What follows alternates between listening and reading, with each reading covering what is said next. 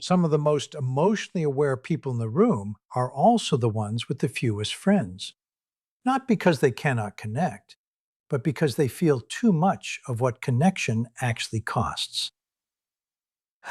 What looks like loneliness from the outside is often emotional overload from the inside, and there are specific psychological traits that explain exactly why this happens. If you have ever felt drained after social interaction while everyone else seems energized, or if you find yourself craving real depth while most conversations feel empty, this will make complete sense to you. Stay with it, because this is not about social failure. It is about emotional wiring that most people never understand. Thoughtful. You've been in a room full of people laughing, talking, full of life and sound, and somehow, without any clear reason, you felt more alone than you ever feel in complete silence. That feeling is not ordinary loneliness. It is something more specific, something more misunderstood, something people often fail to name correctly. And if you have ever felt it, there is a reason you are still here, still listening, still trying to make sense of it. Because what follows is not just opinion or casual observation. It is not a collection of personality labels wrapped in soft language. It is a deeper look into the psychological structure of a certain kind of human being, one who experiences the world in a way that is both intense and overwhelming, and yet often ends up feeling distant from it all.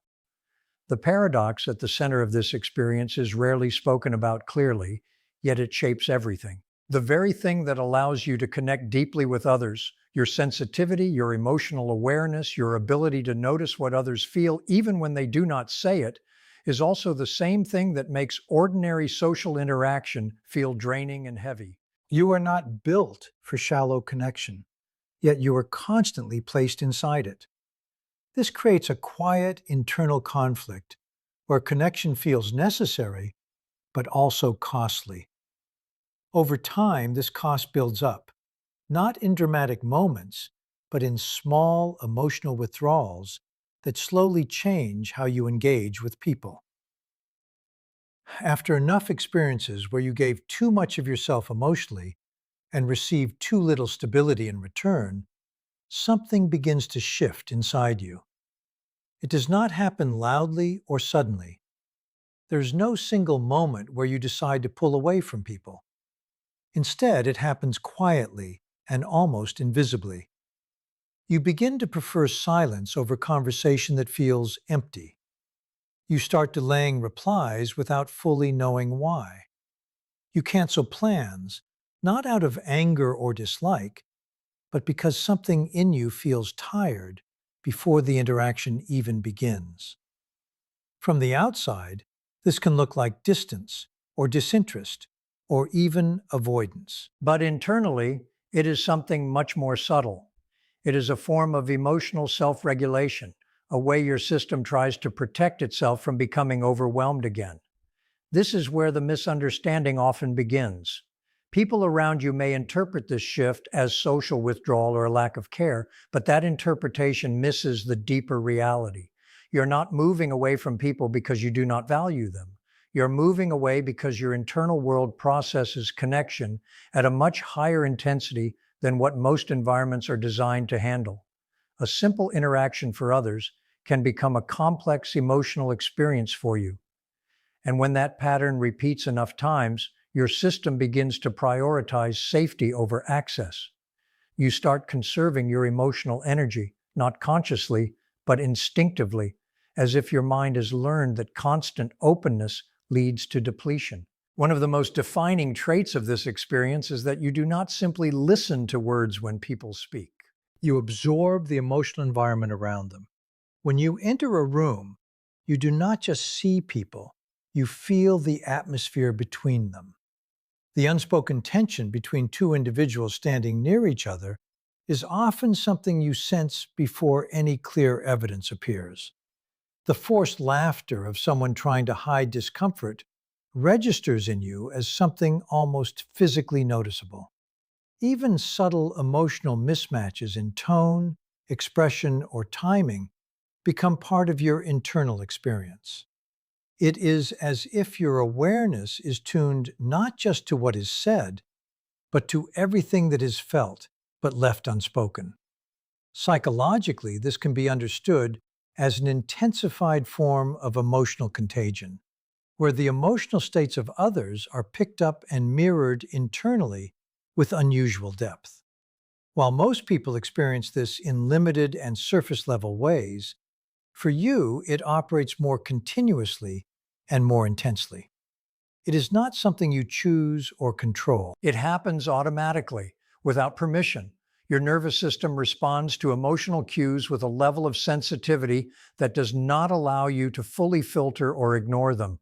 Over time, this creates a kind of emotional overload in environments that are socially active or emotionally mixed.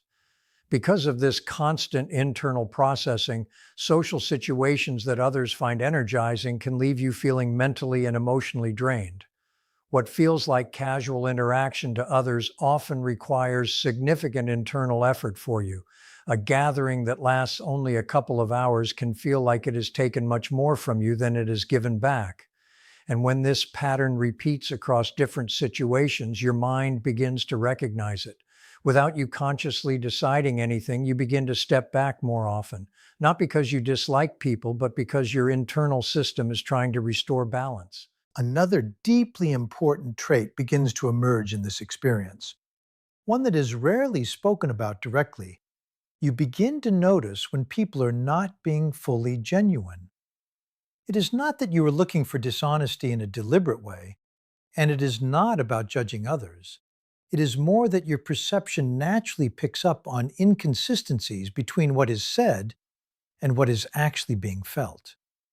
You can sense when someone is performing a version of themselves rather than simply being themselves.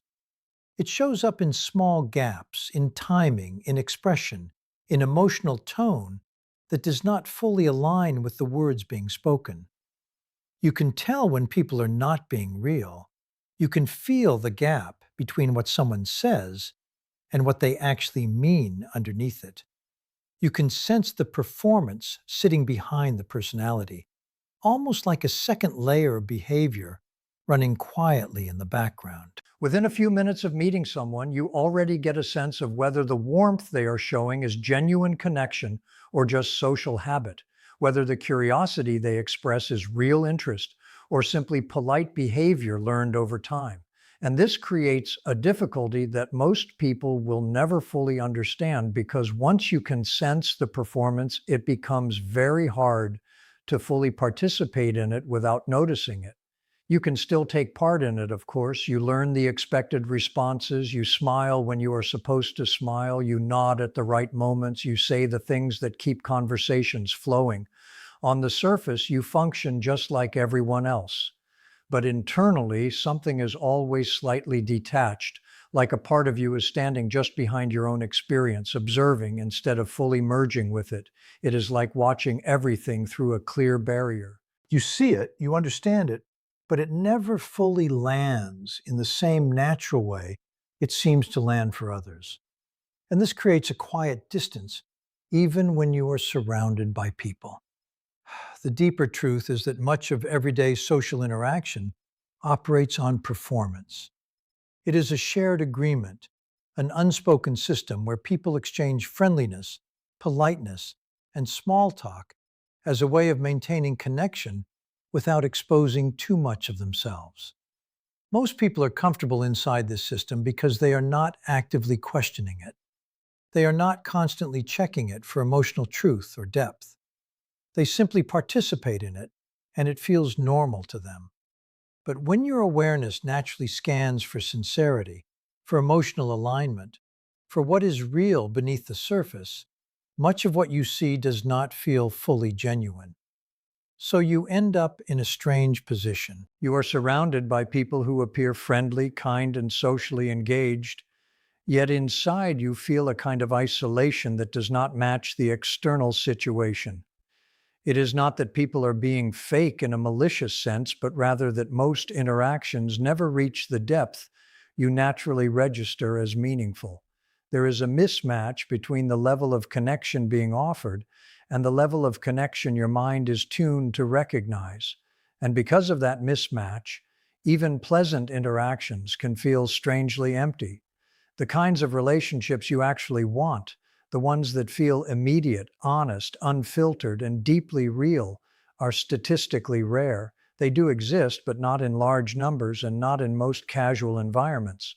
As a result, your social world naturally becomes smaller over time, not necessarily because you reject people, but because fewer interactions meet the internal standard of authenticity that you unconsciously operate on.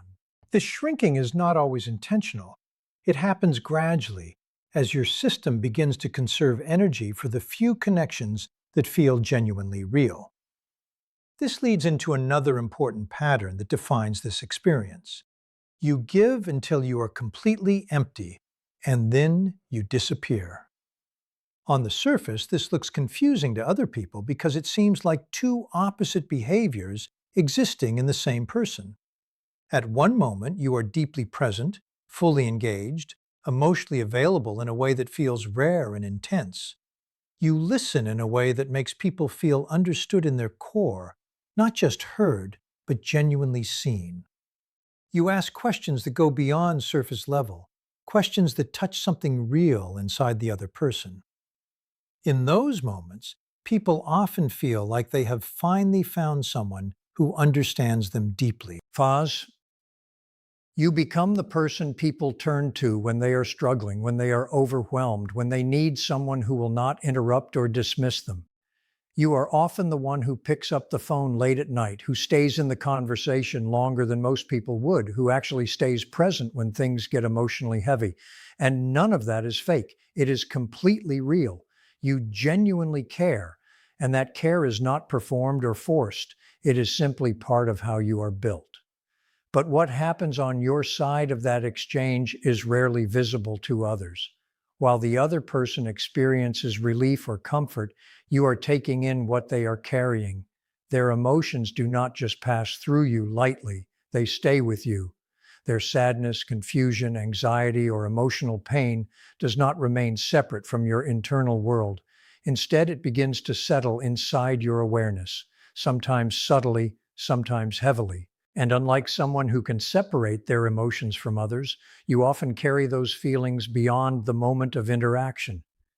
This is why you may find yourself thinking about conversations long after they are over. It is why certain emotional exchanges stay in your mind at night when everything else is quiet. It is not overthinking in the ordinary sense. It is emotional processing that continues long after the external event has ended. And over time, as this pattern repeats, the emotional load becomes too much to hold continuously. So eventually, withdrawal happens. Not as a decision made out of anger or rejection, but as a form of recovery. You step back. You become less available. You respond less often. From the outside, this can look sudden or confusing. People may interpret it as distance, disinterest, or emotional coldness. But internally, it is something very different. It is depletion. It is the system trying to restore balance after giving too much for too long. The difficulty is that this cycle of deep emotional giving, followed by complete withdrawal, creates confusion in relationships. To others, it can feel inconsistent. One moment you are deeply engaged, and the next you are distant or unavailable. This inconsistency is hard for people to interpret. Over time, it can create uncertainty in how others relate to you, even if their initial experience of you was very positive. And when uncertainty builds, relationships often weaken, not because of lack of care, but because of lack of predictability. Another major trait in this pattern is a strong sensitivity to conflict. For most people, conflict is uncomfortable but manageable. It is something they can move through, discuss, or recover from without it affecting their entire internal system. But for you, conflict often feels much more intense. A raised voice, a sudden shift in tone, silence after disagreement, or emotional tension between people can feel physically overwhelming. Your body reacts to it in a way that is immediate and automatic, as if it is responding to a form of danger. This response is not imagination. It is rooted in how sensitive nervous systems process social threat. Some individuals are simply more responsive to emotional cues, especially cues related to rejection, tension, or disapproval. In your case, this means that even small amounts of interpersonal friction can feel significantly larger internally than they appear externally. Because of this sensitivity, you naturally try to avoid conflict wherever possible. You may choose silence over disagreement. You may agree with things you do not fully believe in just to keep the peace. You may hold back your real opinion if you think it could create tension. You may even accept responsibility for things that are not entirely your fault simply to prevent emotional escalation. And while this keeps situations calm on the surface, it slowly creates a version of you that is not fully expressed in your relationships. Over time, people may know a version of you that is gentle, accommodating, and easy to be around, but not necessarily the full version of who you are internally. The parts of you that might create disagreement or difference remain hidden. And when that continues for long periods, relationships can start to feel less authentic, not because you are being dishonest, but because you are not fully visible. Eventually, some friendships fade not because of conflict or drama, but because something essential was never fully expressed. There is no clear ending point, no obvious breakup, just a gradual distance that forms when parts of you remain unspoken for too long. And even you may not fully understand how it happened because from your perspective, you were trying to preserve harmony the entire time. If this is resonating with you, if you are recognizing yourself in these patterns, there is something important to take from it. Awareness of these patterns is the first step toward changing how they affect your life. Because what is happening here is not just personality, it is a way of interacting with the world that can be understood, adjusted, and balanced over time. Another deeply defining aspect of this experience is a need for depth that goes far beyond what most casual relationships are built on. You do not simply want company or background interaction. You want real understanding. You want to know what people think about when they are alone, what they are afraid of, what they have never said out loud, what has shaped them in ways they cannot easily explain. Surface level conversation feels incomplete to you, almost like something essential is missing from it. Most people, however, are not operating at that level in their everyday interactions. Their social lives are built around comfort, familiarity, and safety. Small talk, shared activities, light humor, and predictable conversation patterns allow people to connect without exposing too much of themselves too quickly. This is not shallow in a negative sense. It is simply how most social systems function. But when you naturally move toward depth, when your questions and attention consistently push beyond the surface, some people respond by pulling back. Not necessarily because they dislike you, but because depth requires emotional openness that they may not be ready for in that moment or in that relationship. It asks them to reveal parts of themselves they may usually keep protected. As a result, your social world filters itself over time. People who are comfortable staying on the surface tend to drift away or stay at a distance. People who can meet you at depth are fewer, but those connections, when they do happen, tend to feel much more meaningful and real. There are familiar patterns here. The partner who was intense, consuming, emotionally unpredictable. The friend who only reached out during crisis and disappeared during stability. The family dynamic where you became the emotional stabilizer without ever being asked if you were okay. None of these relationships felt one-sided at the beginning. They often began with meaning, closeness, even intensity that felt like real connection. But slowly, over time, the balance shifted. You found yourself giving more, holding more, absorbing more, until the relationship quietly became something that revolved around your capacity to carry emotional weight. What this teaches over time is not just exhaustion, but association. You begin to connect closeness with depletion. You begin to associate intimacy with loss of energy, loss of peace, sometimes even loss of self. And when that association becomes strong enough, your system starts to protect you in the only way it knows how, by creating distance. Not always consciously, not always deliberately, but as a reflex, because distance at some point in your experience began to feel safer than closeness. Underneath this is not a preference for being alone. It is a learned survival pattern, a belief formed through repeated emotional experiences that closeness requires sacrifice of self. And until that belief is questioned and slowly replaced by safer experiences, it continues to shape how relationships form in your life. There's also something very distinct about your inner world. It is not empty when you are alone. In fact, it is often the opposite. When external emotional noise quiets down, your mind becomes active in a different way. Thoughts become clearer, deeper, more layered.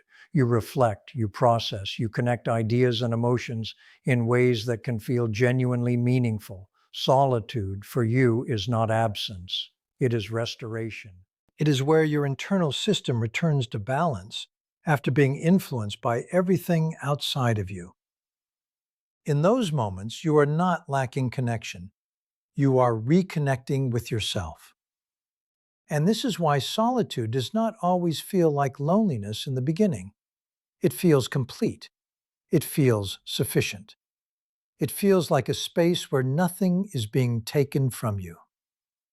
But even the richest inner world cannot fully replace connection forever. Human beings are not designed to exist entirely within themselves, no matter how strong or vivid their inner life becomes. And so, at some point, a quieter feeling begins to surface. Not always dramatic, not always obvious, but present underneath everything else.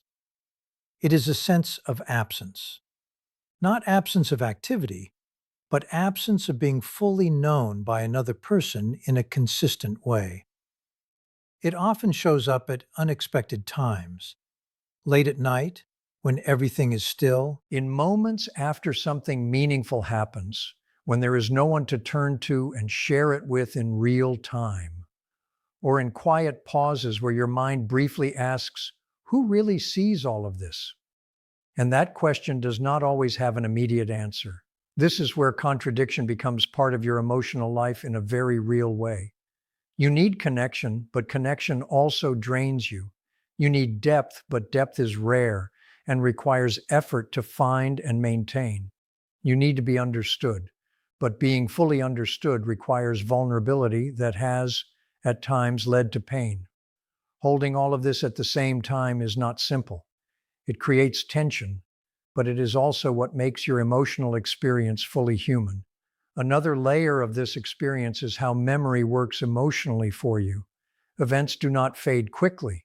Emotional moments stay alive inside you longer than they do for most people. A conversation that left an impact does not become distant just because time has passed. It remains accessible in feeling, not just in thought. The emotional texture of past experiences can still be felt as if they are not entirely in the past.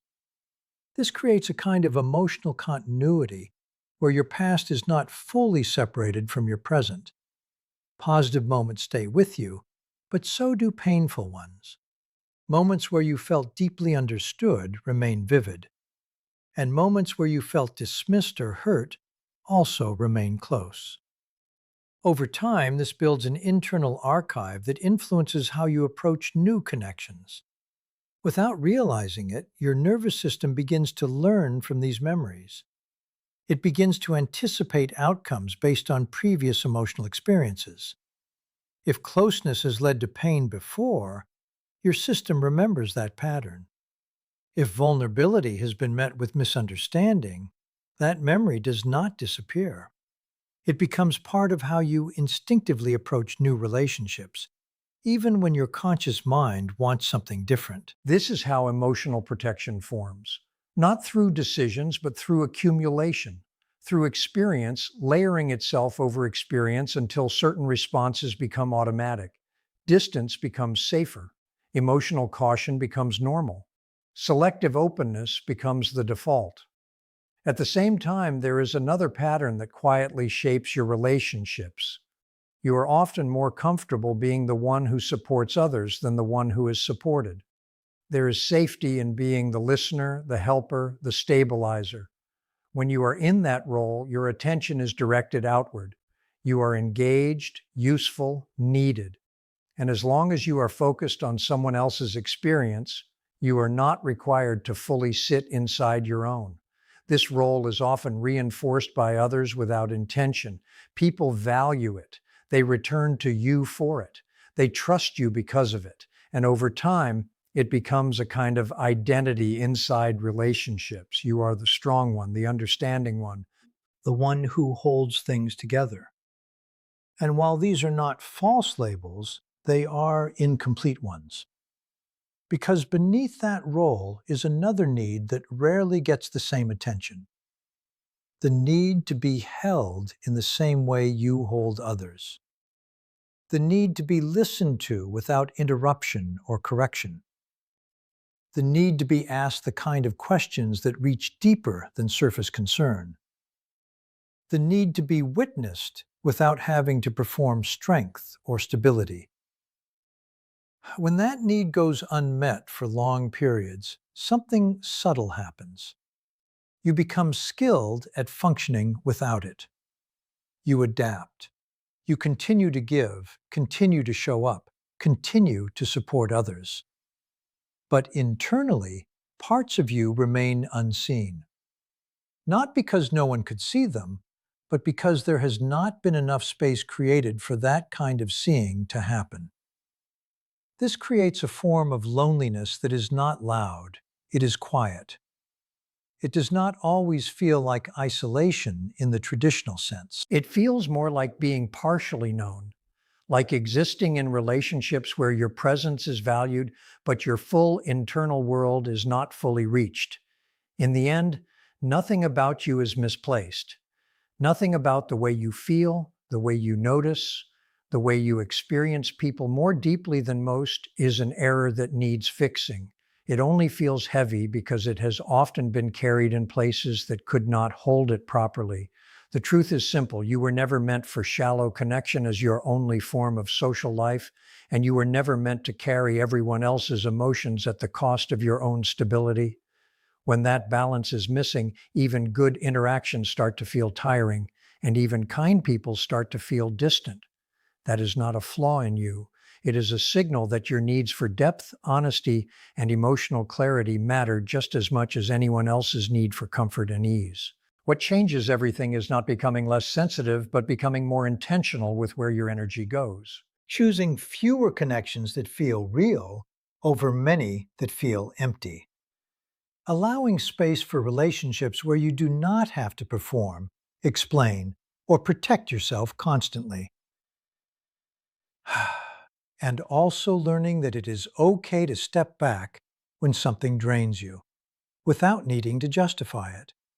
Because the right connections will not require you to shrink. They will not confuse you. They will not leave you questioning your place in them. They will feel steady, mutual, and clear. And when you experience even a few of those, you begin to understand something important. You were not meant to be everywhere. You were meant to be deeply known somewhere.